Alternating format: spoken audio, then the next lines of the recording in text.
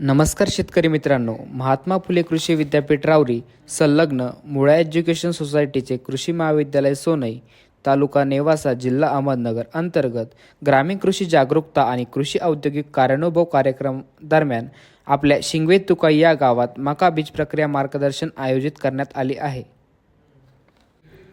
महाराष्ट्रात प्रामुख्याने मका पिकाची पेरणी ही जनावरांच्या चाऱ्यासाठी आणि दाण्यासाठी केली जाते।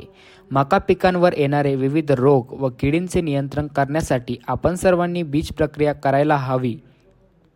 तर शेतकरी मित्रांनो, तुम्हाला माहिती आहे का बीज प्रक्रिया म्हणजे काय?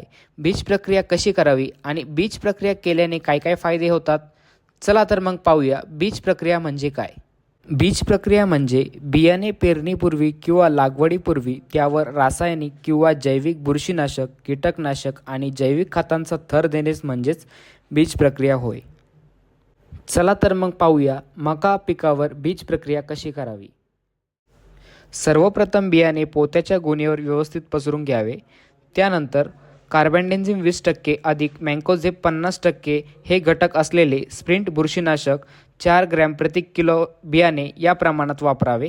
त्यानंतर थायमिथॉक्झम 30% हे घटक असलेले क्रुझर हे कीटकनाशक 4 मिली प्रति किलो बियाणे या प्रमाणात वापरावे। बियाण्याला बुरशीनाशक आणि कीटकनाशक व्यवस्थित हळूवार पद्धतीने चोळून घ्यावे। त्यानंतर पिकाला नत्र उपलब्ध करून देणारे जैविक खत म्हणजेच ॲझोटोबॅक्टर 25 ग्रॅम प्रति किलो बियाणे या प्रमाणात वापरावे। प्रक्रिया केलेले बियाणे उन्हात न वाळवता व्यवस्थित सावलीत वाळवावे आणि 24 तासाच्या आत पेरणीसाठी वापरावे। यानंतर चला तर पाहूया बीज प्रक्रियेचे काय काय फायदे आहेत।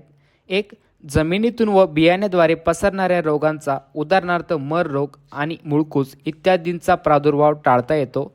2. बियाण्यांची उगवण क्षमता वाढते। 3.